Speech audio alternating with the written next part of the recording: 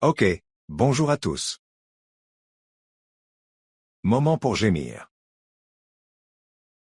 Je suis Vacamancy. Allons-y. Bonjour. J'espère que vous avez tous passé une bonne soirée hier soir. Et qu'on pourra aller à la présentation d'affiches au quai 21. Je sais pour moi-même que j'ai pu voir une nouvelle exposition au quai 21. Ce qui était très émouvant et très approprié que cette conférence accueille la séance d'affiches là-bas.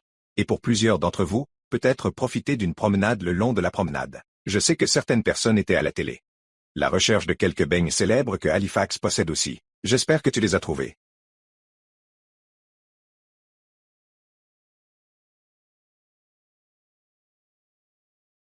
Mais nous allons commencer ce matin avec notre deuxième plénière de la conférence intitulée Moteur du changement à l'ère numérique.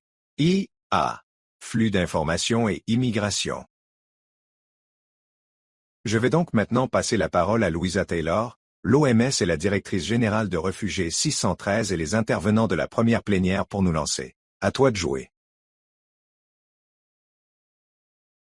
Très bien. Bienvenue à tous. Je m'appelle Louisa Taylor et je suis directeur exécutif de Réfugiés 613. Nous sommes un centre de communication et de mobilisation basé à Ottawa, sur le territoire traditionnel non cédé des peuples algonquins Anishinabeg. Je tiens aussi à reconnaître que nous sommes sur les terres traditionnelles du peuple Mi'kmaq. Et nous sommes très reconnaissants de pouvoir nous rassembler ici aujourd'hui sur ce territoire et d'avoir les conversations que nous avons. Quand Vicky et VVP m'ont invité à modérer un plénière sur l'intelligence artificielle, ma première réaction a été d'excitation, suivie d'une excitation paniquée parce que je reconnais l'importance de ce sujet et je fais partie de ces personnes qui aiment la commodité de l'IA. Vous savez, ça m'aide à rédiger des politiques plus rapidement, à trouver le bon document dans une mer de FSPD et organiser par horaire. Mais je fais aussi partie de ces personnes qui se sentent dépassées par l'avancée rapide de l'IA, le rythme stupéfiant de son intrusion dans tous les aspects de notre travail et de notre vie. Les menaces importantes que cela représente pour l'équité et l'éthique et l'impact néfaste que nous constatons déjà dans notre environnement. Je ne suis probablement pas la seule personne à qui, chaque fois que je choisis d'utiliser l'IA, je pense à l'eau utilisée juste pour ce prompt que je lui donne.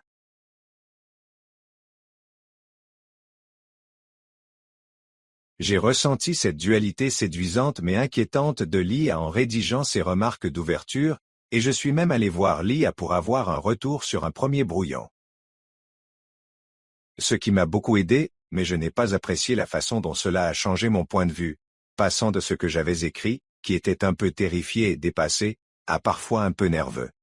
Donc, si vous deux ressentez ce mélange d'admiration, d'appréhension, de peur et de curiosité, vous êtes en bonne compagnie ce matin. Et c'est précisément pour ça que cette conversation est importante. L'IA façonne déjà la politique d'immigration, la prestation des services et la prise de décision. Parfois de façon que nous pouvons clairement voir et parfois de façon en arrière-plan. Qui reste en arrière-plan? Les conférenciers d'aujourd'hui vont donc nous aider à mettre ces changements en lumière. Je suis ravi de vous présenter un panel de personnes qui comprennent ce terrain bien mieux que moi et peuvent nous aider. Analyser à la fois les promesses et les pièges de l'IA dans l'écosystème de l'immigration et l'impact qu'elle pourrait avoir dans la prochaine décennie.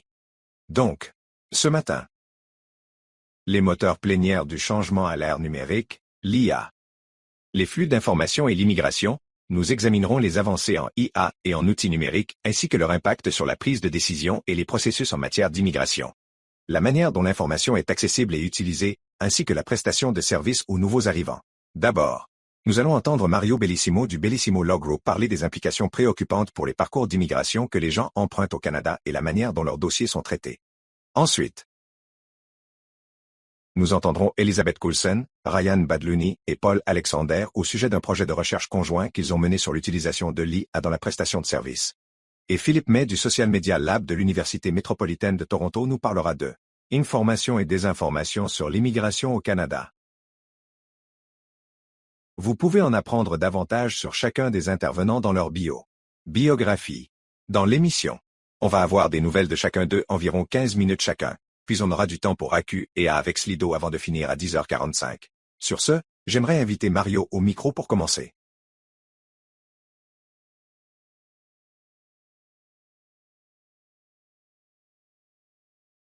Merci à tous. C'est un vrai privilège d'être ici.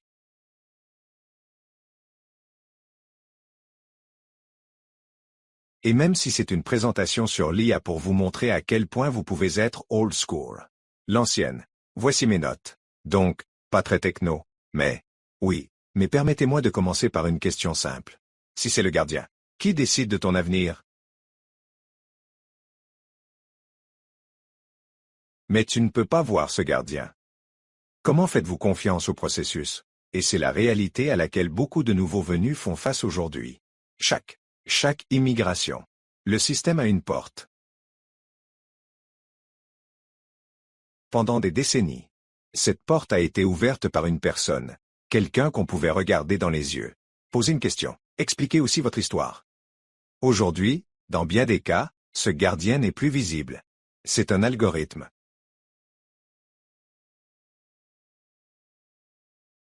Un modèle de triage. Un système numérique qui influence discrètement l'OMS est traité plus rapidement. Qui est signalé pour révision? Qui pourrait vous définir pour les années et décennies à venir? Et ceux qui attendent sans jamais savoir pourquoi.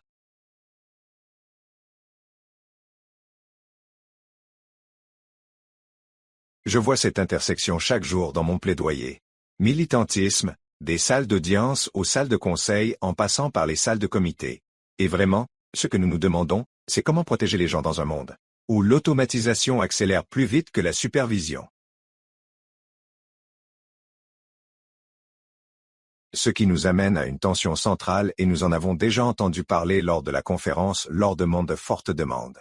Excusez-moi, et de réduction du personnel, il y a une augmentation. Attrait, une croyance que la technologie, ça peut compenser le pouvoir du peuple. Et tant que les humains sont encore dans la boucle. Les voies menant à ces décisions sont de plus en plus façonnées par les outils numériques. Maintenant, je crois que la technologie peut être véritablement transformatrice. Non pas comme un substitut au jugement humain, mais comme un outil puissant pour moderniser, pour égaliser, améliorer et humaniser le système lorsqu'il sera légiféré, et utilisé de façon responsable.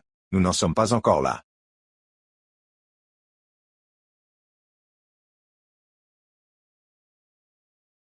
William Gibson, certains d'entre vous ont peut-être souvent entendu parler de lui. Le romancier canadien souvent appelé le père du cyberpunk. J'adore ça. Et l'un des premiers à imaginer comment les mondes numériques transforment les mondes réels. Dit un jour, l'avenir est déjà là. Ce n'est tout simplement pas réparti uniformément.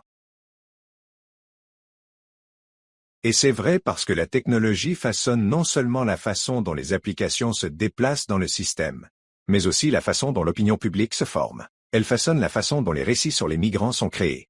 Diffusez-vous en ligne. Et comment les gouvernements réagissent à ces sentiments changeants. Alors aujourd'hui, j'explore 3 moteurs du changement à l'ère numérique, l'utilisation de l'automatisation par l'IRIS, la méfiance numérique et les hypothèses automatisées, et comment tirer le meilleur parti pour l'avenir. Donc, en fin de compte, la migration ne se limite pas au flux de données, c'est une porte d'entrée. Et j'aime ça. Voyez-y un peu comme ça. Chaque nouveau venu debout devant cette porte avec quelque chose en main, un diplôme, un rêve. Un enfant, leur histoire. Donc, à l'ère numérique, nous devons vraiment décider quel genre de porte nous construisons. Une porte qui scanne les gens en silence. Ou un qui commence avec clarté, équité et dignité. La technologie est là, comme Louisa l'a mentionné, elle est partout dans nos vies. Le vrai. La question est de savoir si nous l'utilisons pour ouvrir des portes ou pour les rendre plus difficiles à voir. Commençons donc par IRIS, utilisation de l'automatisation. Regardons un peu derrière le rideau. Alors, l'automatisation. Utilisation de règles d'affaires dérivées directement de la loi. Et les règlements et, surtout, ou créés par des agents en fonction de leur expérience et de leur expertise sur ces règles. Nous n'y avons pas accès. Et apparemment pas non plus, ce sont apparemment des agents décideurs. Et ensuite, certains outils utilisent tout ce que nous savons en analytique avancée et d'autres combinent tout cela. Et ils utilisent ces outils tout au long du traitement. Tout a commencé par le triage. OK. Et puis, Ça a dégénéré.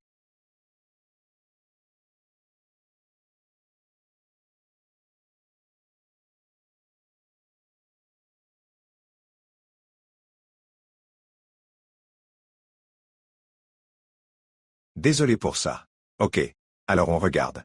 Triage et distribution. Dans presque toutes les catégories maintenant. Automatisation de l'admissibilité positive. Certains de ces termes, vous les avez peut-être déjà entendus. Tour de guet, phare, Chinook. Détection de fichiers incomplets. Répondre aux demandes. Chatbot résumant les infos du dossier. Soutenir les évaluations biométriques.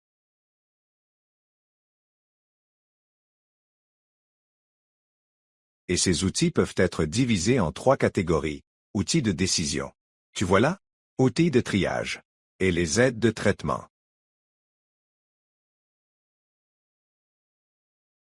Et puis,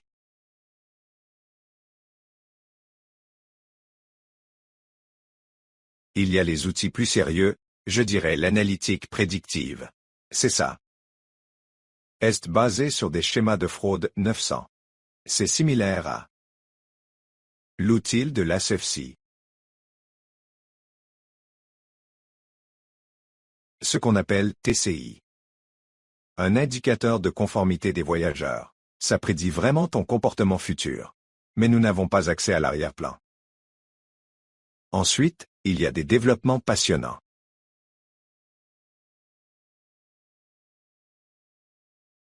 La plateforme modernisée numérique Modern Modernisation, dont vous avez peut-être entendu parler, a été lancée en 2024 et il cherche vraiment à tout regrouper dans une seule fenêtre numérique pour tous les programmes. Il y a un compte en ligne élargi qui supporte maintenant les visas de visiteurs et le renouvellement de passeports d'adultes. Encore une fois, une seule fenêtre numérique. Et ensuite, vraiment, les chatbots, les systèmes de gestion des demandes clients, pour un temps de réponse plus rapide, conçus pour réduire les retards et simplifier la communication avec les clients. Des développements potentiellement positifs.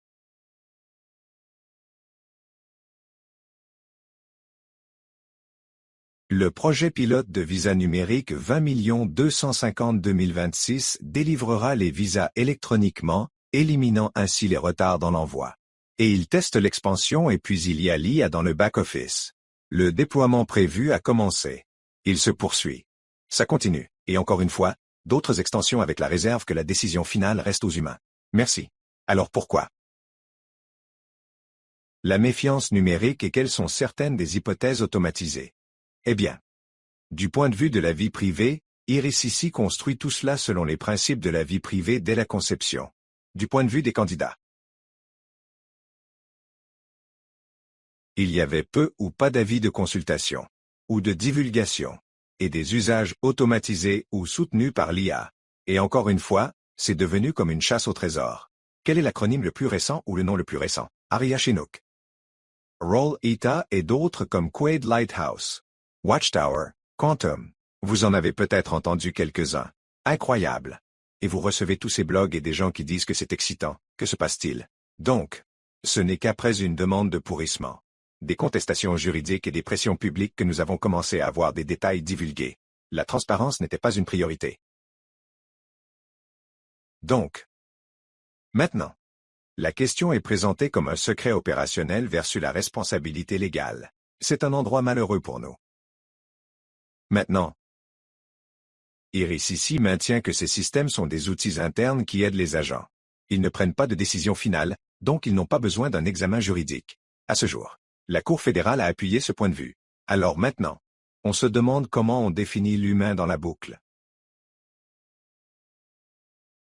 Eh bien, maintenant ceux-ci le sont.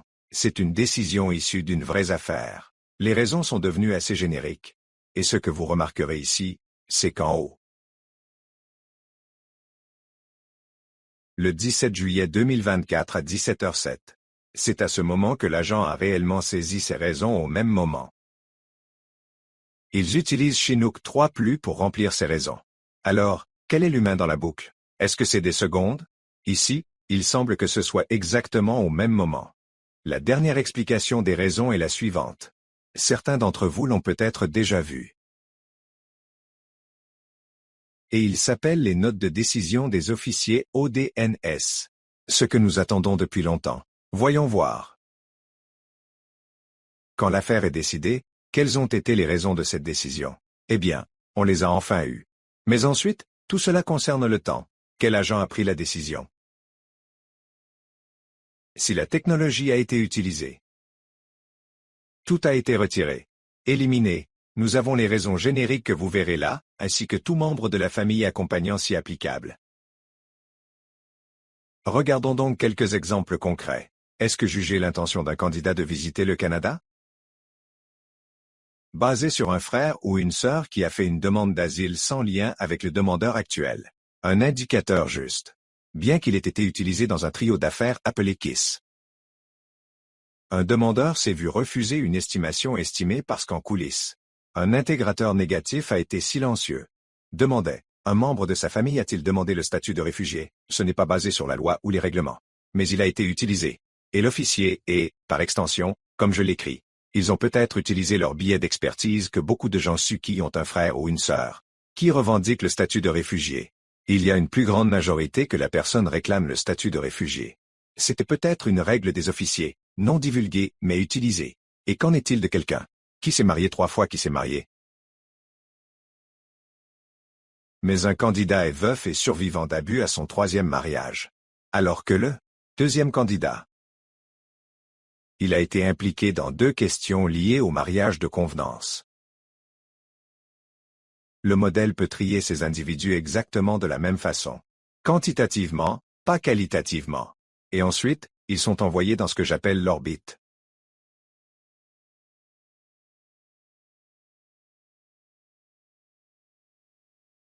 Tellement de nos parties prenantes dans la salle l'ont fait et je ne vais pas lire ceci parce que je manque de temps. Mais ils ont discuté des conséquences humaines d'un système opaque. Fracture numérique. Impact disproportionné. L'exclusion technologique affecte les protections de la charte. Ce qui est un enjeu récurrent maintenant avec le projet de loi C12, dont la discussion est pour un autre jour. Intégration retardée du marché du travail. Coûts économiques. Fenêtre numérique étroite. Les programmes d'application qui s'ouvrent pendant 7 minutes, et qu'on appelle les stampedes numériques où c'est une course de clics pour faire entrer votre candidat. Aucune dignité là-dedans. Nous avons demandé une unité dédiée à la supervision de l'IA. Je l'ai refait la semaine dernière devant un comité parlementaire. Et les garde-fous, y compris la transparence algorithmique. Alors maintenant, comment tirer le meilleur parti de la technologie et je veux agir rapidement parce que je manque de temps. Nous devons moderniser les formulaires. La technologie axée sur les candidats en langage clair. Bousculade numérique, garantir le droit à un examen humain significatif. Publier des évaluations complètes de la confidentialité et de l'impact algorithmique, pas seulement des résumés. Carte modèle Muse pour expliquer et démontrer comment ces outils fonctionnent réellement, leurs limites et leur supervision. Développer une documentation de type carte modèle, qu'est-ce que cela signifie? Veut dire, voyons ce que l'agent voit. Voyons ce qui apparaît sur l'écran de l'agent afin de comprendre le parcours que traversent nos candidats. Accès anonymisé à la recherche. Communiquer les temps de révision des agents et la formation. Combien de temps passe-t-il dans le litige Chinook? Ils étaient très fiers de dire 120 secondes. Je ne pense pas que ce soit un insigne d'honneur quand des gens classent des centaines de pages de documentation, d'échelle, d'individualisation et de position à iris ici. Permettez-moi donc de conclure avec quelques commentaires. Alors, chaque outil numérique que nous adoptons, nous décidons ce que nous allons éclairer, et nous décidons ce que nous allons obscurcir. On peut utiliser l'automate ottomane pour éclairer.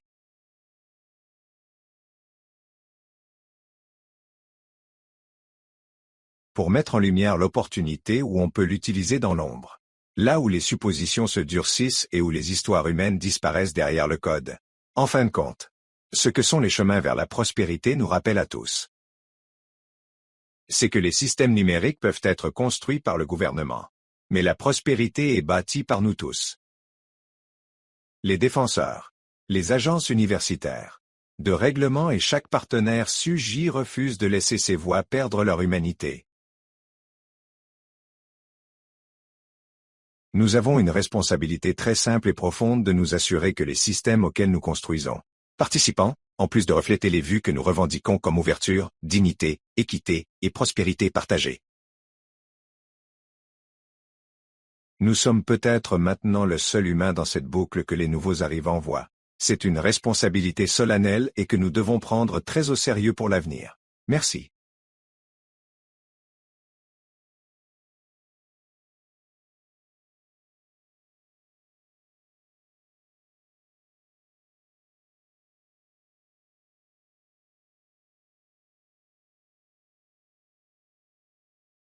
Bonjour tout le monde. Comment ça va aujourd'hui?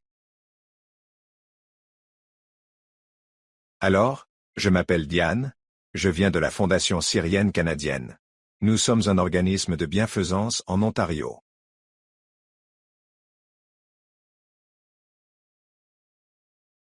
Nous travaillons avec tous les nouveaux arrivants et réfugiés au Canada à travers 3 piliers principaux: le développement des compétences linguistiques et le bien-être.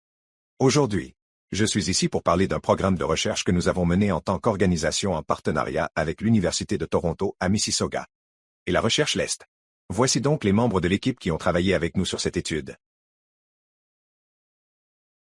Donc, de parler de ce que porte la recherche. Je veux simplement discuter des obstacles auxquels font face les nouveaux arrivants au Canada. Quel serait un premier obstacle qui me vient à l'esprit, à part probablement l'emploi? Ce sera la langue. Bien sûr. Et quels sont l'un des principaux obstacles à la langue? C'est surtout une question de confiance en soi. Quand on parle de confiance, on parle de confiance aussi.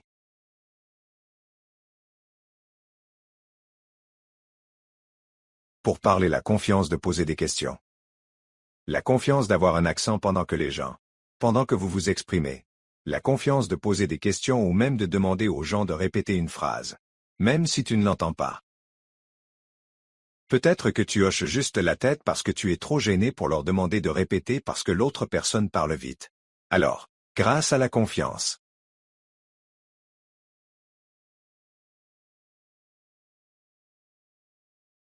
Cette recherche explore comment utiliser la technologie, en particulier la réalité virtuelle et l'intelligence artificielle.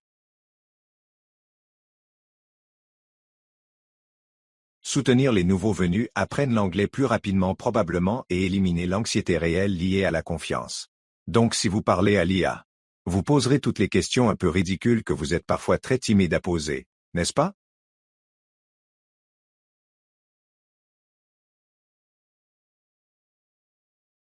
Donc, quand nous avons conçu ce programme, nous enseignons l'anglais.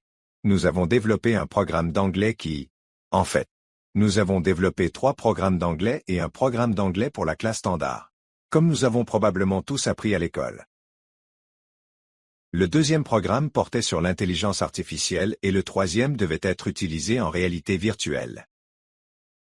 Donc, quand nous concevions ces programmes, nous nous demandions comment concevoir un programme? Ça ne sert pas seulement des fins de recherche. Ce que nous essayons d'étudier. Mais aussi pour les nouveaux arrivants. Un programme avec lequel les participants peuvent se connecter. S'identifier et dont ils peuvent aussi bénéficier. Il est conçu spécifiquement pour les nouveaux venus. Qui sont en anglais NCLC niveau 3 à 5. Parce qu'il était difficile pour la recherche de commencer avec une IA avec quelqu'un qui est peut-être NCLC niveau 1. Cela ne sert pas seulement à des fins de recherche. Programmes scolaires peuvent-ils être pratiques pour bénéficier à leur vie quotidienne et à leur intégration? Et nous nous sommes basés sur des entrevues et questionnaires basés sur l'empathie. Donc, ces entrevues basées sur l'empathie que nous avons faites avant de développer ce programme. Et nous avons obtenu beaucoup de résultats. Mais il y avait beaucoup d'accent mis sur le besoin de communauté. Comme si je voulais apprendre l'anglais pour pouvoir le faire. M'exprimer. Je peux me faire des amis. Même quelqu'un a mentionné que si tu es dans ce pays, si tu veux boire de l'eau, il faut vraiment parler anglais.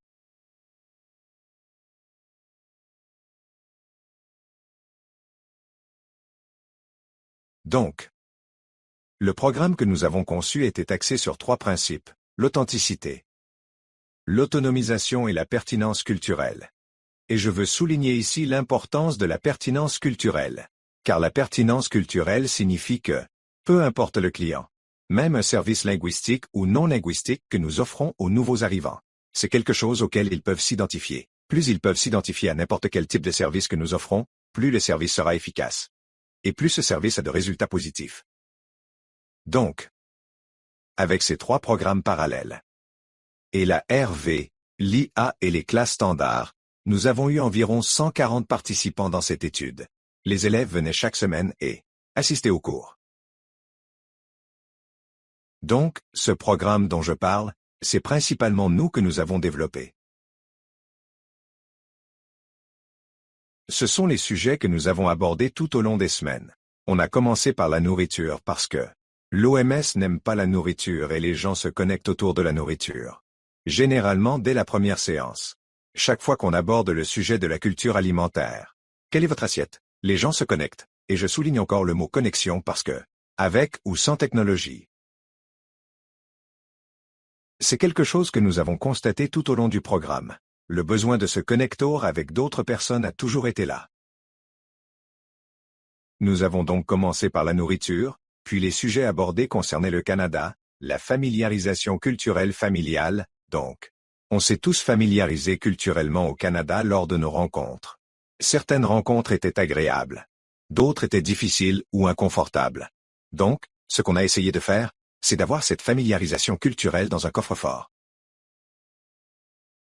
Dans un endroit sûr. Donc, par exemple, quel est un exemple de familiarisation culturelle? J'ai eu un nouveau venu. Il était peut-être une semaine au Canada. Et il travaillait chez Tim Hortons et une personne est venue. Un client venait de commander un café, et le client a demandé à lui rendre des fous et des tounis. Donc, la personne de Tim Hortons ne comprenait pas ça. Comme les clunis et les tounis. Alors la personne a répété oui. Je veux les lunis et tunis. Toonie. Alors la personne est allée voir son gérant et lui a dit qu'il y avait un homme ici qui me posait des questions sur l'émission télé Looney Tunes. Donc, c'est exactement la familiarisation culturelle. N'est-ce pas? Et je pense que c'est notre rôle en tant qu'organisme de règlement ainsi qu'en tant qu'organisme à but non lucratif. Qui travaille directement avec les nouveaux venus pour rendre ce processus moins intimidant, moins difficile, moins inconfortable pour les nouveaux arrivants. Cela pourrait se faire avec de très petits ajustements ici et là. Donc la banque et les finances. Le cours d'anglais qu'on a fait en anglais portait sur tous les termes financiers qu'on peut utiliser en banque, comme carte de débit, carte de crédit, compte chèque selon tous ces termes qu'ils peuvent apprendre, et ces termes vont vraiment les aider dans leur vie quotidienne lorsqu'ils ouvrent un compte bancaire. Ils ont exploré ça, ils ont vécu ça. Entrevue simulée d'emploi en santé et bien-être. Donc, ce qu'on a fait en VR, par exemple, c'est que tous les élèves de la classe étaient dans la VR. Dans un espace VR que nous avons créé. Donc la session sur la banque et les finances. C'était un bureau où il y avait un guichetier de banque et où les étudiants avaient cette conversation virtuellement. Ce qui a en fait supprimé l'élément en personne. C'est pourquoi une personne a mentionné que même en VR j'ai l'impression que personne ne me voit et ça m'aide à parler. Donc que personne ne me voit. C'est en fait une poussée à faire des erreurs et c'est correct. Ne le suis pas, je ne suis pas là et il n'y a pas de vrai genre de stress ou d'anxiété. Alors, l'avenir de l'apprentissage des langues pour les nouveaux venus en matière de technologie. J'ai aussi mes notes sur papier. La technologie l'Est.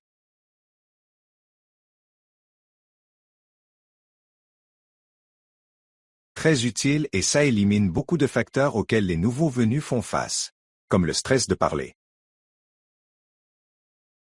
L'anxiété liée à la création de liens. Mais ce que nous avons remarqué dans cette étude, c'est l'importance de la communauté pour que les gens se sentent réellement à l'aise et s'épanouissent en général. L'IA est un outil et nous sommes nos outils qui éliminent un peu ces facteurs. Mais il n'y a pas de remplacement pour l'élément de conception humaine. Ce qui a rendu l'étude réussie.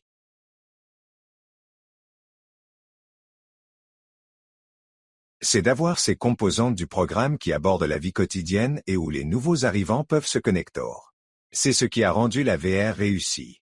Succès de la VR, ce n'est pas le cas. La VR a éliminé la confiance et les choses ont juste fonctionné, et je sens que c'est là que c'est le cas. L'aspect personnalisation du design humain est nécessaire. Puis l'IA ou la VR seraient les outils qui aideraient réellement à atténuer d'autres facteurs. Est-ce que c'est juste nous, les humains? C'est probablement plus utile qu'un non-personne. Alors, c'est tout pour moi. Merci.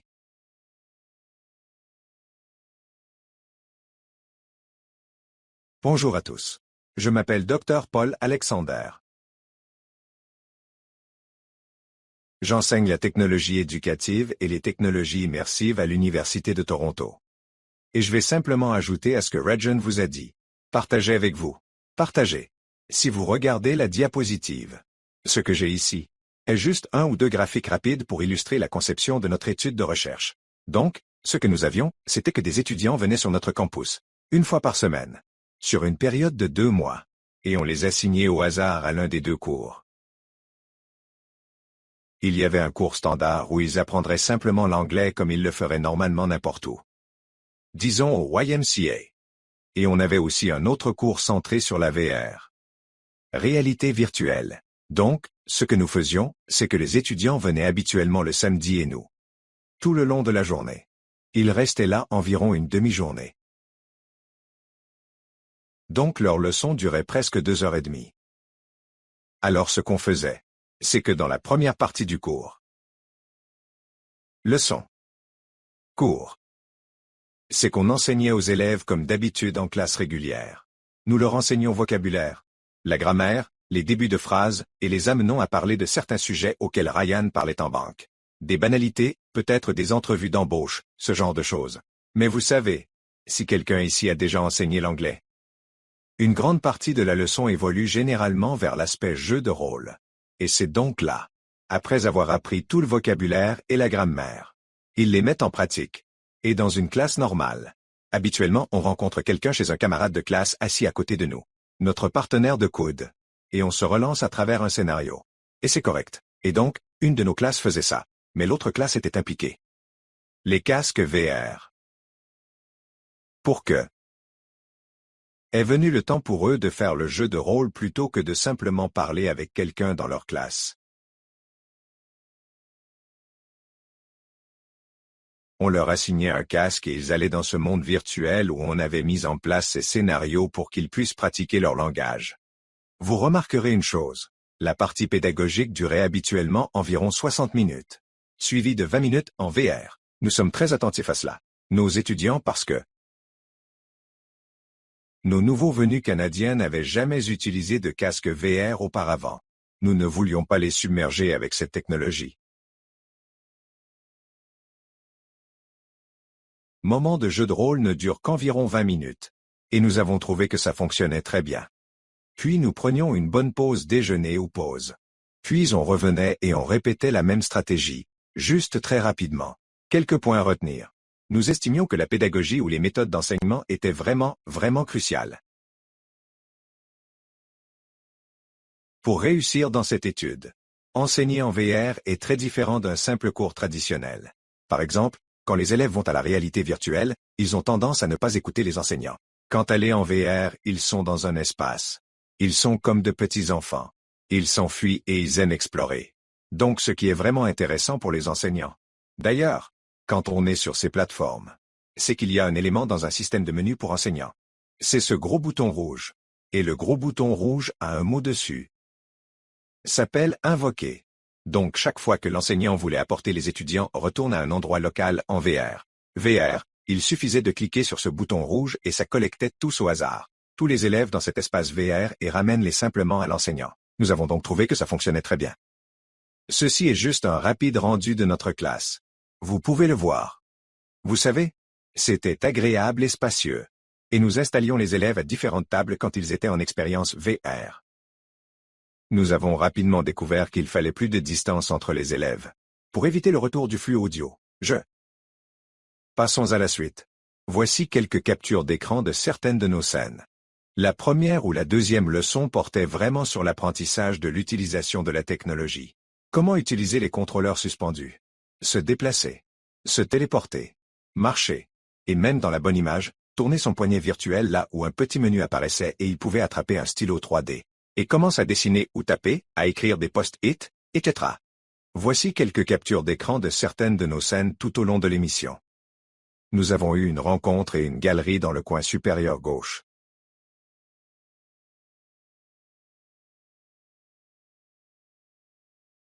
Nous les avons emmenés sur une île où nous avons travaillé certains de nos adverbes de fréquence sur des tableaux blancs intelligents dans le coin inférieur gauche. Ryan parlait de terminologie canadienne comme Lunis et Tunis et peut-être double et ce genre de choses. Donc,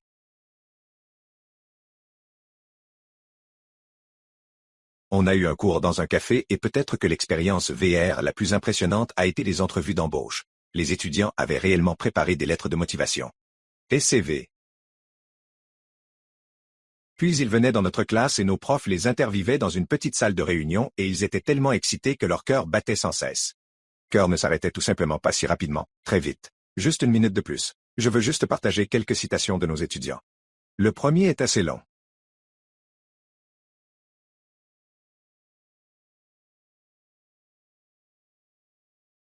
Mais essentiellement elle reflète la réflexion d'une élève qui pensait avoir suivi plusieurs programmes d'anglais et qu'elle trouvait l'expérience VR très authentique et significative. 200. Significative. Pour elle. Significative pour elle. Elle pensait que nous avions lié le langage à des expériences réelles qu'ils pourraient vivre dans leur vie quotidienne. Celui dans le coin inférieur gauche. Un point intéressant à retenir, c'est quand les étudiants étaient en virtuel. La réalité et il avait ses avatars de dessins animés. Ils ressentaient ce sentiment de liberté de parler. Ils n'étaient pas aussi conscients, anxieux de leur prononciation ou de leur précision avec leurs temps verbaux. Voulaient juste parler. Et donc c'était une belle retenue. Et puis l'enseignant dans le coin inférieur droit parle de l'engagement que les élèves avaient entre eux, de la technologie et de l'enthousiasme qui en découlait. J'ai d'autres diapositives à faire sur les statistiques. Mais je vais garder ça pour la confiance si tu veux les regarder plus tard. Mais un des grands enseignements pour nous, c'est qu'il y a eu beaucoup de préparation en termes d'utilisation de la technologie.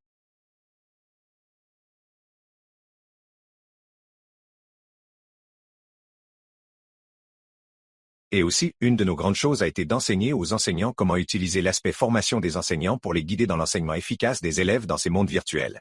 Et je vais passer à la professeure Liz. Elle viendra parler un peu d'une étude parallèle liée à l'IA.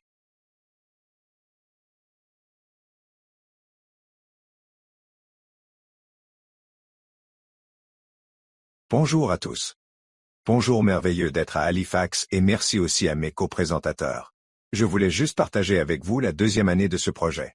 Et je vais le faire très rapidement parce que je sais qu'on manque de temps. Mais en fait, en deuxième année, on est passé de la VR et on a commencé à utiliser l'IA. Donc on avait un groupe expérimental qui utilisait l'IA. Je vais juste tourner un diapositive pour qu'on puisse commencer ici. Désolé, une seconde. Retour oui.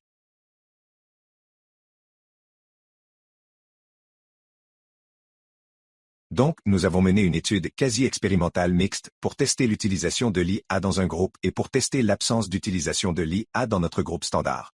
Et ce que nous voulions faire, c'était impliquer aussi des étudiants universitaires.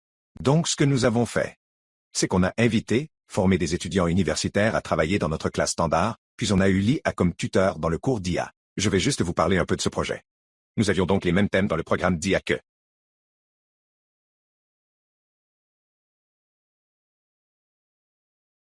Paul vous a expliqué et nous avons d'abord développé des priorités autour de ce que nous avions besoin de voir dans notre chatbot où nous avons utilisé une priorité pour vérifier ce que nous voulions utiliser.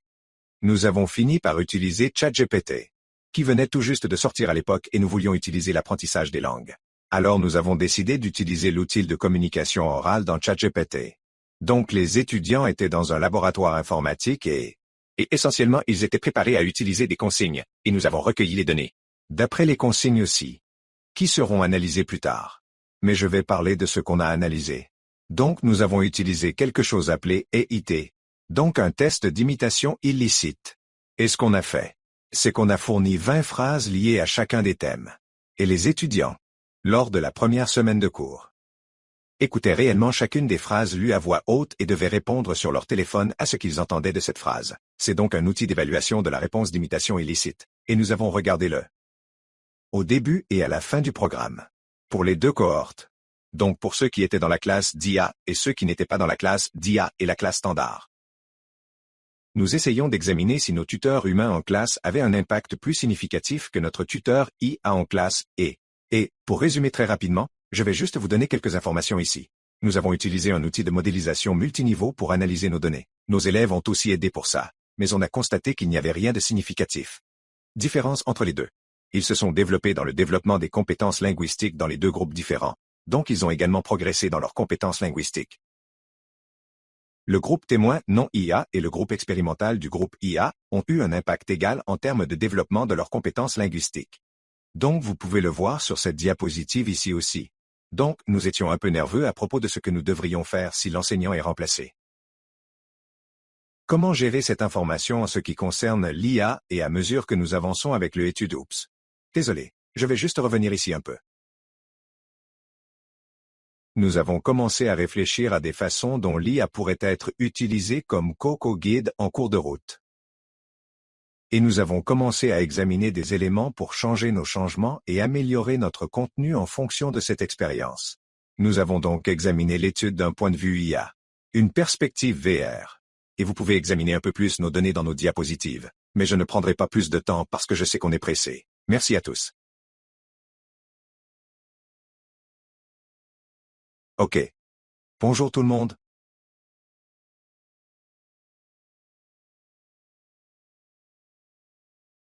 Je m'appelle Philippe mais je vais changer un peu de sujet et parler un peu plus du côté le plus sombre de l'IA et de la façon dont elle est utilisée.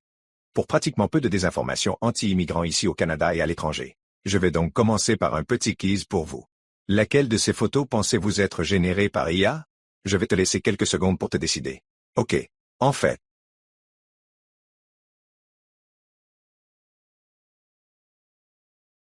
Mais comme vous pouvez le voir, c'est très difficile aujourd'hui qu'au début, quand certaines de ces technologies ont été lancées.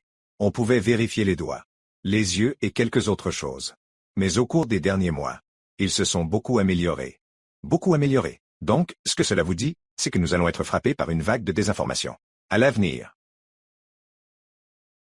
Un futur où il serait très difficile pour nous de comprendre ce qui se passe dans le monde et de déterminer quelle direction prendre sur les enjeux. Et ça va affecter tout le monde ici dans cette salle et tout le monde que vous connaissez. Pour commencer, je veux juste vous parler un peu du laboratoire d'où je viens. Afin que vous sachiez d'où je viens.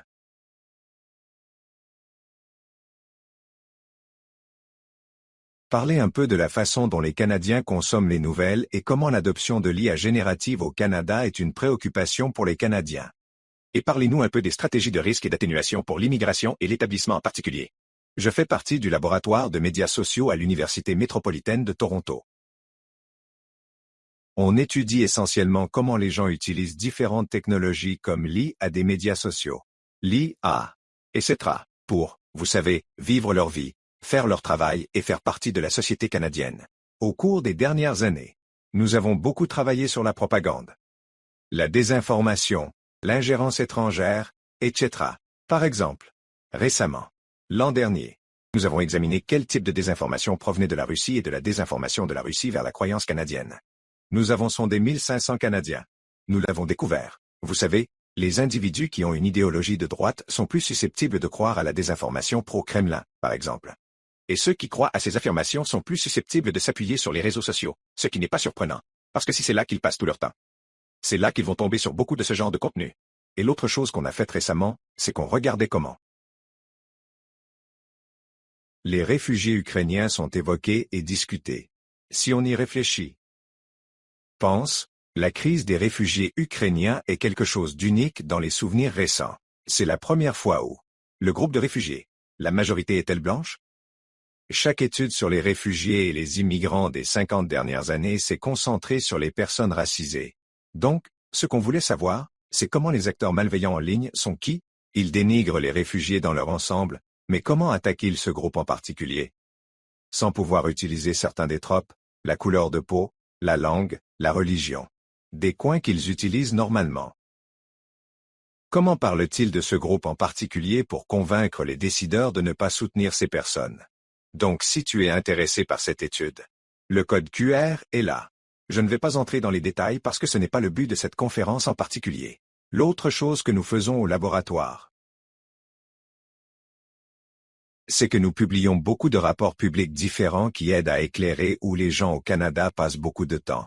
Pendant longtemps, beaucoup de temps, un journaliste nous appelle et demande ce que font les Canadiens en ligne. On se dit souvent, regardez Pew Internet aux États-Unis et peu importe ce que font les Américains. On fait probablement ça, mais après longtemps à dire ça. Mes collègues et moi nous regardons.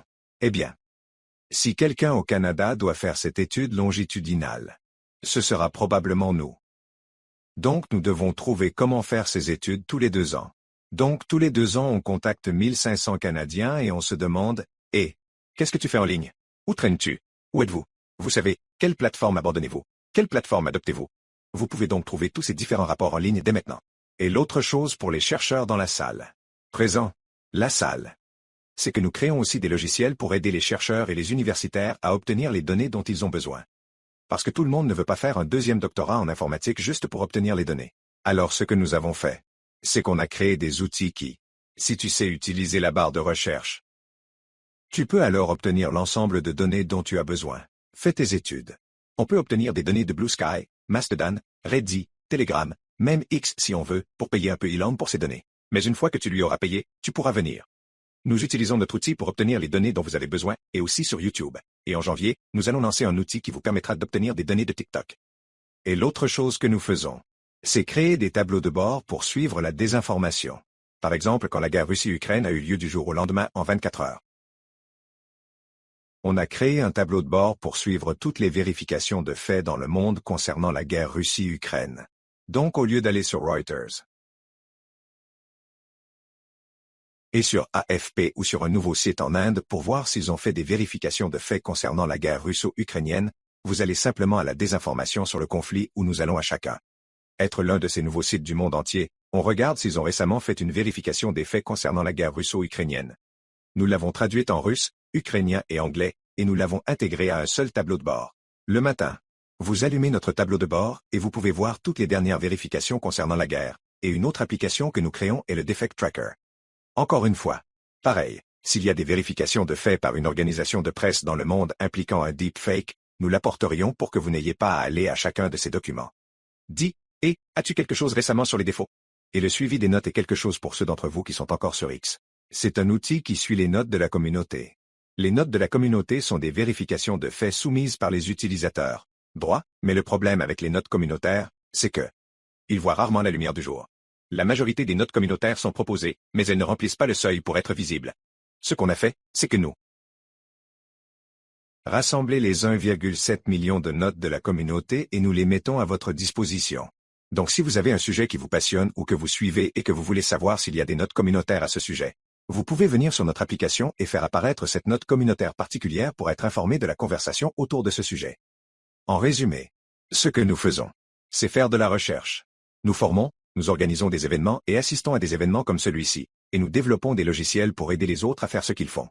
Ensuite, je veux parler un peu de la consommation d'informations, des habitants et des médias sociaux utilisés au Canada. C'est crucial. Parce que, comme vous essayez de rejoindre vos parties prenantes, non seulement les personnes que vous servez, mais aussi celles qui vont vous financer, celles qui vont vous aider et vous accompagner à votre prochain événement. Vous voulez savoir comment les gens consomment les nouvelles. Vous voulez savoir ce que les gens utilisaient sur les réseaux sociaux autrefois.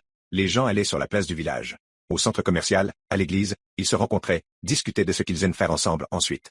Là, ça arrive. Très bien. Et comme on le dit toujours au labo, on va là où sont les gens et en ce moment les yeux sont en ligne. Donc il faut être en ligne. L'Institut Reté vient de publier un dernier rapport où il montre que la plupart des Canadiens, soit 72%, reçoivent leurs nouvelles. Vous savez? En ligne et via les réseaux sociaux. 46% tirent ça des réseaux sociaux. Mais quand on combine les réseaux sociaux et le numérique, c'est un impressionnant 72% littéralement là où les gens passent leur temps. Donc c'est là qu'il faut être si tu veux atteindre un public plus large et plus ciblé. J'ai remarqué quelque chose que tu n'aimes pas cette idée, mais malheureusement, c'est la réalité à laquelle nous faisons face. Un des rapports qu'on publie. Nous faisons cela tous les 2 ans. C'est la 5e fois que nous faisons cela où, comme je l'ai dit, on demande aux Canadiens où ils passent notre temps en ligne. Surprise, surprise, c'est toujours Facebook. Tu sais. C'est pour ça que les gens veulent savoir quand a lieu la prochaine fête d'anniversaire. Ils veulent savoir à quelle fête ils n'ont pas été invités.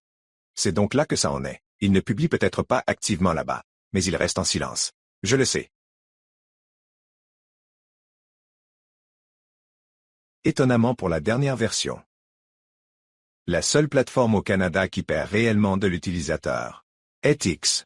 Depuis que l'on a acheté X, il a changé la tendance de ce qui est en ligne sur cette plateforme et, par conséquent, les gens abandonnent la plateforme, peut-être pas au niveau que certains d'entre nous dans la salle préféreraient, mais il y a une baisse notable et nous avons pu le documenter. Et ensuite,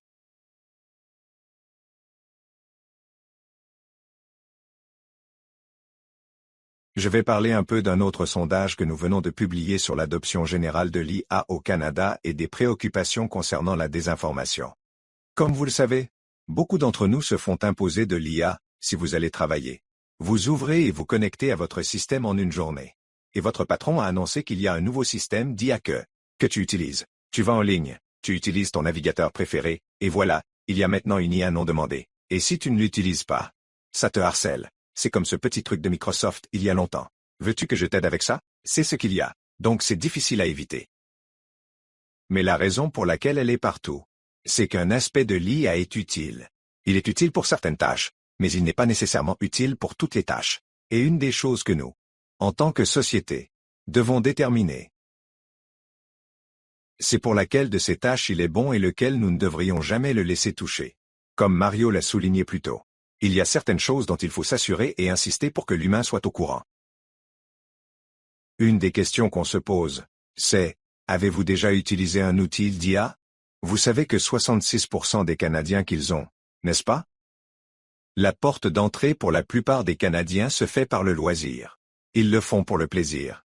C'est fascinant. C'est intéressant. Voyons ce que cette chose peut faire. Voyons comment ça se plante. D'accord, c'est ce que les gens regardent.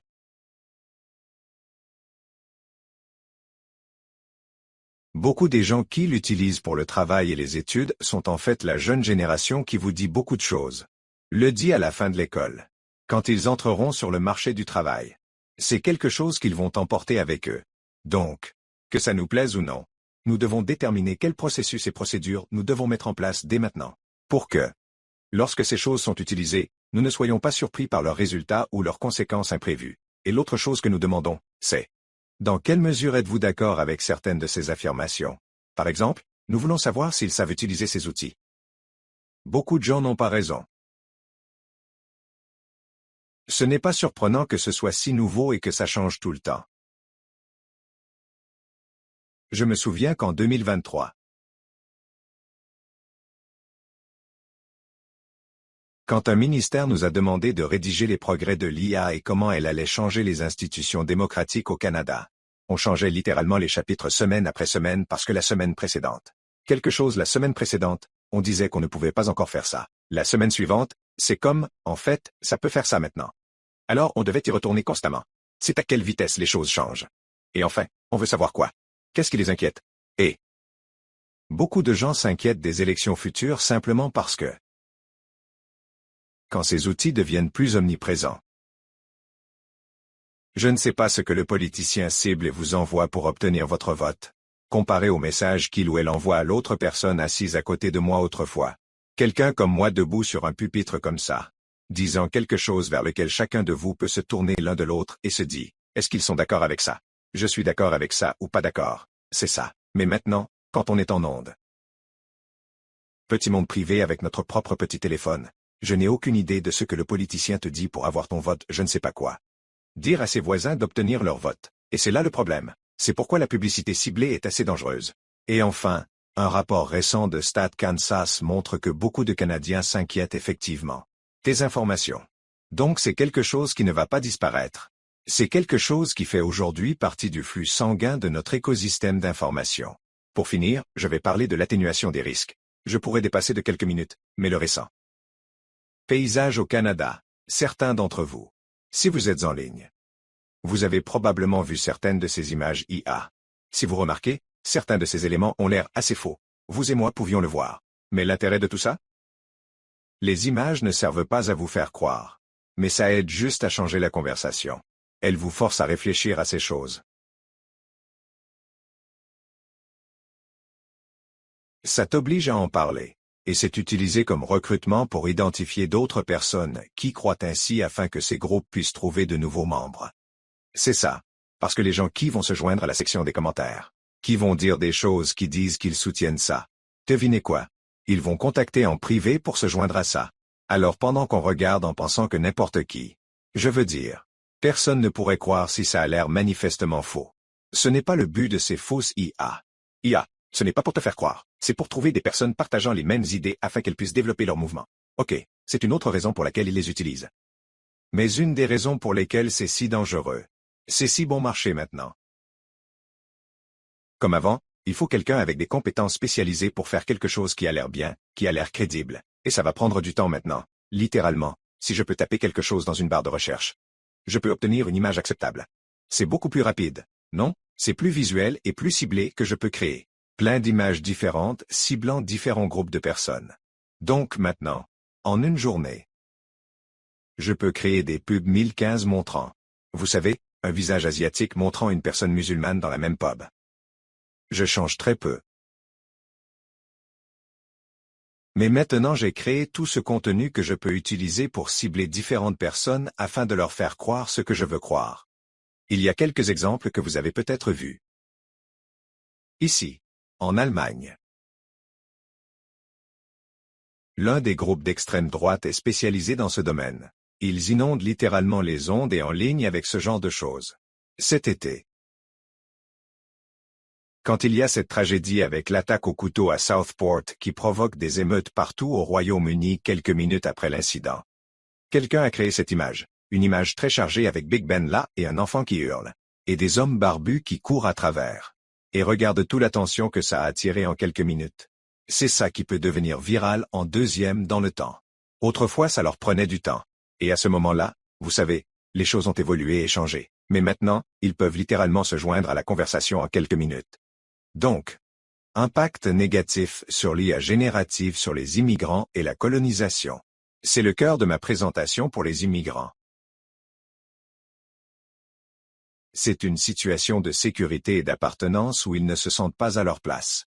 S'ils sont constamment bombardés et qu'on leur dit qu'ils n'ont pas leur place à cause de ce type d'adoption de services de contenu, ils ne voudront peut-être pas se présenter à certains endroits physiques s'il y a des manifestations devant ça. De santé mentale, arnaque et usurpation d'usurpation. Ils pourraient être la cible d'arnaque. Bonjour. Vous avez reçu un message des services d'immigration. Bonjour. Vous avez un bureau des services de règlement. Etc. Donc, l'impact sur le service est réel, il y a beaucoup de risques opérationnels. Votre organisation pourrait être la cible ou la cible de vous, vous savez. Prenez une entrevue avec un journaliste un jour plus tard. Quelqu'un est maintenant au courant de votre existence. Il pourrait alors créer de la désinformation à ton sujet et cibler ton groupe. Et cela pourrait nuire à votre capacité à obtenir du financement à l'avenir, par exemple. Mais plus que tout, le plus immédiat pourrait être le tort causé à votre personnel. Les gens peuvent vandaliser ton bureau, etc. Alors, résilience et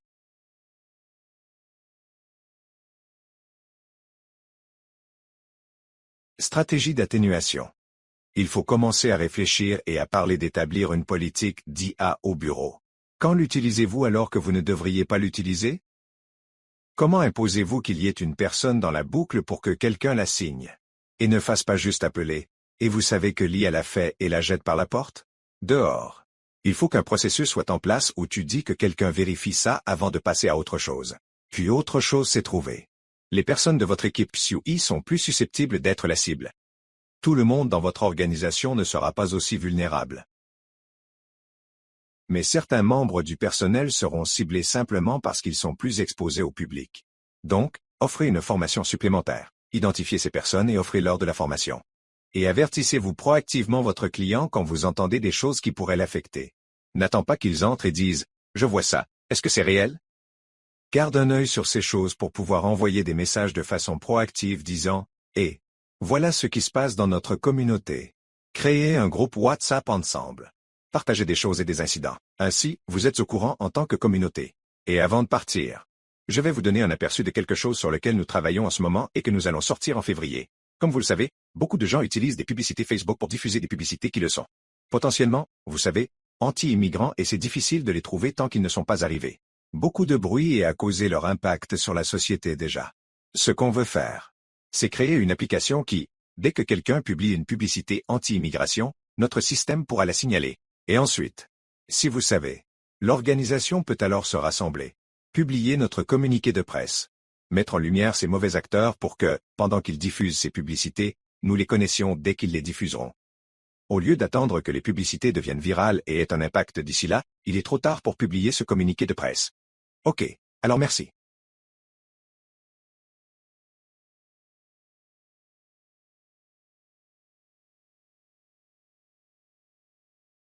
Très bien. Passez aux questions dans un instant et je crois que nous allons avoir une diapositive. Je vais bientôt vous montrer comment vous connecter au Slido. Mais d'abord, je veux dire un immense merci à tous les panélistes. Je prenais des notes avec fureur, apprenant tellement de chacun de vous. Merci beaucoup. Alors, on va y aller, d'accord. Il y a le Slido pendant que tu envoies tes questions.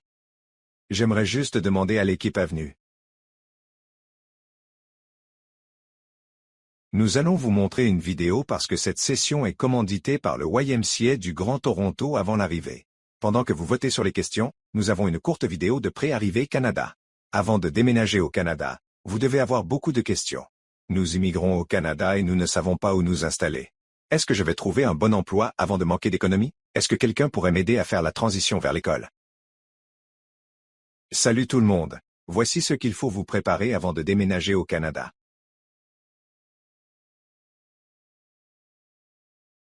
Les programmes d'établissement vous prépareront à votre nouvelle vie au Canada.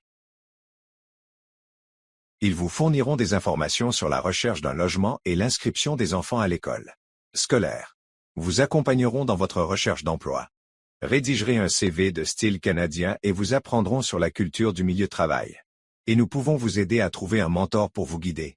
Vous et votre famille.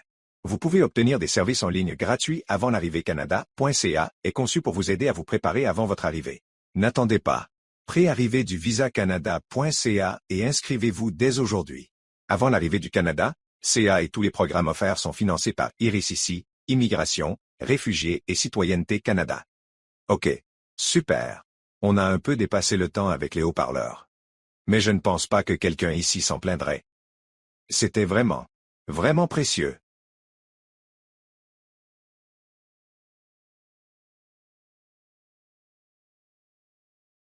Commençons donc par une première question très populaire. Comment équilibrer la promotion d'une supervision humaine accrue sur l'examen des demandes d'immigration avec la demande des clients pour des délais de traitement plus rapides et celle du gouvernement fédéral?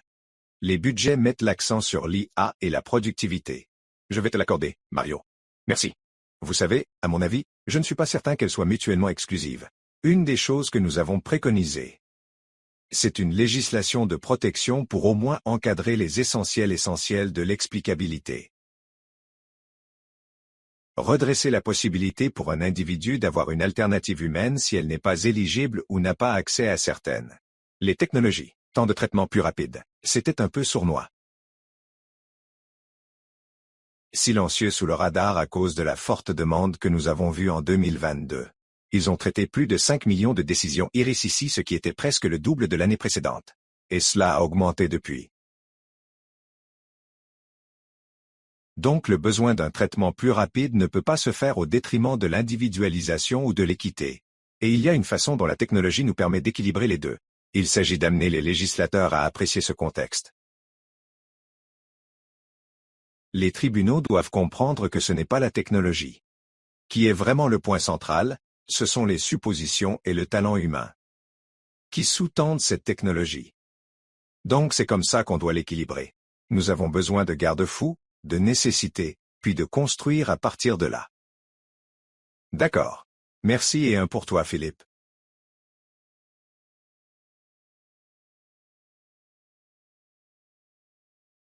Je pense à quel point la bande de nouvelles de la loi canadienne sur les nouvelles en ligne influence-t-elle la désinformation et potentiellement la promotion de reportages non appuyés sur les médias sociaux? Je n'ai pas vu d'études montrant l'impact exact. Mais je crois que ça a un impact parce qu'en ce moment, quand les gens sont sur Facebook, ils ne peuvent pas partager de liens vers des médias d'information. Donc s'ils voient quelque chose qu'ils jugent incorrect, il n'y a aucun moyen pour eux de partager une publication. Quelque chose de fiable pour réfuter cela. Contredire cela. Donc, je pense que c'est quelque chose sur lequel on doit travailler et changer ça. D'accord. Et je vais juste descendre un peu à 1 pour le.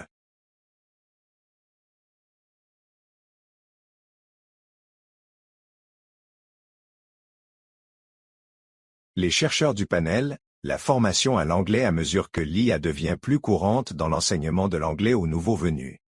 Comment s'assurer que si elle remplace un jour les enseignants, les immigrants reçoivent toujours le soutien humain ou émotionnel dont ils ont besoin pendant ce long parcours? Oui. Je pense que c'est une excellente question, à laquelle on se lance tous. Débattons tous. Une des choses que nous essayons de faire, c'est d'examiner la formation des enseignants et la direction que nous prenons. Et en gros, avec notre projet, Nous avons lancé un nouvel environnement de formation pour cela. Regardant des outils et des activités intégrées. Mais je vais le passer à Paul parce que je sais que vous avez eu de l'expérience directement en classe avec votre étudiant en IA. Oui. Donc nous essayons de trouver des moyens d'utiliser l'IA de manière efficace et éthique. Dans certains de mes cours, j'ai fait des études de recherche où nous utilisons l'IA comme AS.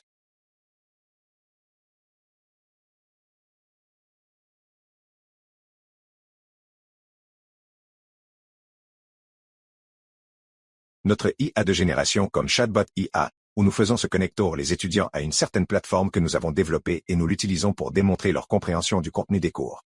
Cela semble très bien fonctionner. C'est parce que les étudiants essaient toujours de pirater le système. Ils essaient toujours de donner la réponse que le chatbot IA demande.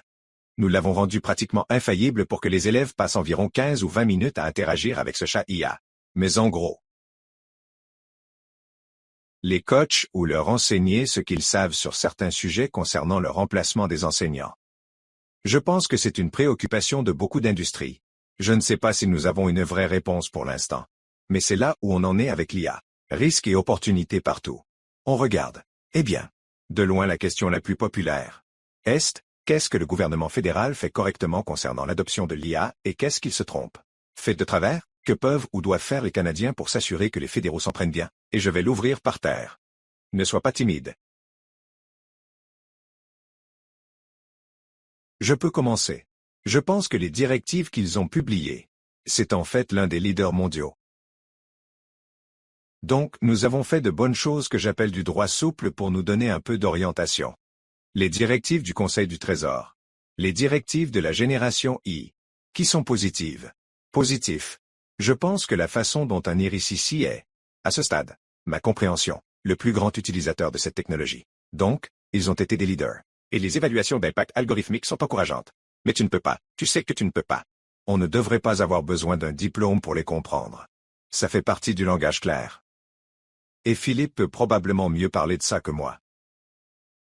Mais la question du deepfake. Surtout dans notre monde actuel. Aujourd'hui, tant que défenseur ou soutien. Est-ce que les preuves sont présentées par les vôtres? Le nouveau venu avec qui vous avez affaire, est-ce légitime et pouvez-vous vous y fier? Et nous n'en avons pas. Des outils de détection par IA omniprésents. Et encore une fois, Philippe, je vais te lancer ça, mais je pense. C'est l'une des choses avec lesquelles le gouvernement fédéral doit vraiment composer. Jusqu'où les dispositifs que les tribunaux fédéraux publient avec une déclaration d'IA qui indique que lorsque vous êtes, vous savez, en tant que défenseur, vous utilisez IA dans vos plaidoyers pour déclarer cela, mais c'est un vrai défi. Oui. Donc je vais aborder un peu ce sujet. La question principale est la transparence. Les gens veulent savoir que vous utilisez ça. Si c'est le cas, vous devriez le déclarer. Pourquoi si vous le déclarez? Cela rend les gens plus conscients. Et alors, ils peuvent remettre en question les résultats de ce que vous décidez. L'autre chose, c'est qu'on doit enseigner la pensée critique et aller au-delà de la simple littératie médiatique. Tu te souviens quand Google est sorti? Les bibliothécaires ont tout laissé tomber et ont essentiellement passé, 4 ou 5 ans à nous apprendre à mieux chercher sur Google. Oui, il nous faut essentiellement une initiative similaire maintenant. Enseigner aux gens les limites de l'IA, à quoi elle peut servir. À quoi elle ne peut pas l'être. Je sais que la technologie est nouvelle et encore en développement. Que de nouvelles fonctionnalités sont ajoutées. Mais c'est quelque chose que nous, en tant que communauté,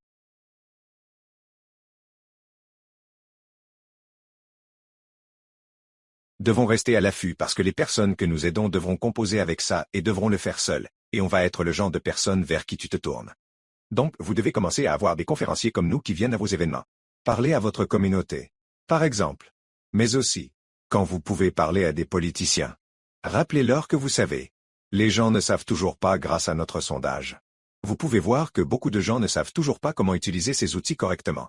Pas, et partout où je regarde, je n'ai vu personne financer ce genre de formation. Merci.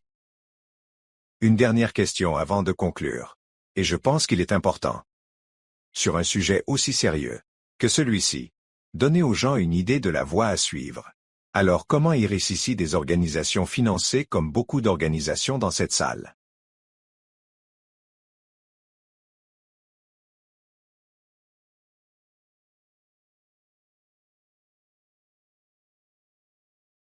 Mais je dirais que ce n'est pas juste ici financé. Toute organisation œuvrant dans le secteur soutenant les immigrants s'engage dans la défense autour de l'IA et de la RSIC ou de son utilisation gouvernementale, où elle a un impact sur les immigrants est toujours présente. Cela signifie que les organisations peuvent s'y inscrire comme moyen d'atténuer les limites de financement des plaidoyers. Y a-t-il un groupe de travail que nous connaissons qui se concentre sur l'IA en immigration? Donc, je peux parler. Il y a nos groupes de travail sur l'IA à l'Association du barreau canadien et dans diverses organisations. Et je pense qu'en tant qu'agence de règlement, il est important de collaborer avec ces organisations parce qu'en fin de compte, il s'agira de la livraison, de l'efficacité et d'insister sur certains. Comme je l'ai déjà dit, des garde-fous essentiels dans le travail que vous faites, que vous devriez pouvoir avoir. Applicabilité. Cette transparence dont Philippe parlait et ce sont les lignes rouges sur lesquelles nous devons insister. Non seulement avec nos propres clients, mais aussi avec d'autres organisations. Et je pense que se rassembler, comme je l'ai dit dans mes remarques d'ouverture, c'est une responsabilité profonde en ce moment. Vous savez, nous parlons d'IA générative, mais nous sommes déjà en train d'une IA génétique. Et c'est une dépendance supplémentaire et un pas vers une dépendance ultime à ce que les gens croient que c'est un oracle plutôt que ça. Le soutien. Donc je pense qu'il y a un rôle clé à jouer. Merci. Sur ce, nous allons conclure. Je veux voir un immense merci à tous nos conférenciers. Tu nous as donné tellement à réfléchir. Et je pense que je vais te laisser avec cette pensée d'adieu que Mario vient en fait de ta présentation. C'est de réfléchir au type de portes que nous construisons et à savoir si elles sont visibles ou invisibles. Nous traitons tous ces portes sous différentes formes. Et en avançant dans ces séances aujourd'hui, vous pouvez penser au moteur du changement. Qui est le thème de toute cette conférence? Les opportunités offertes par l'IA et les garanties nécessaires. De protection nécessaire. Merci beaucoup à vous tous. Je crois qu'il y a une pause maintenant. Et ensuite, on passe aux premières séances en petits groupes de la journée. Merci.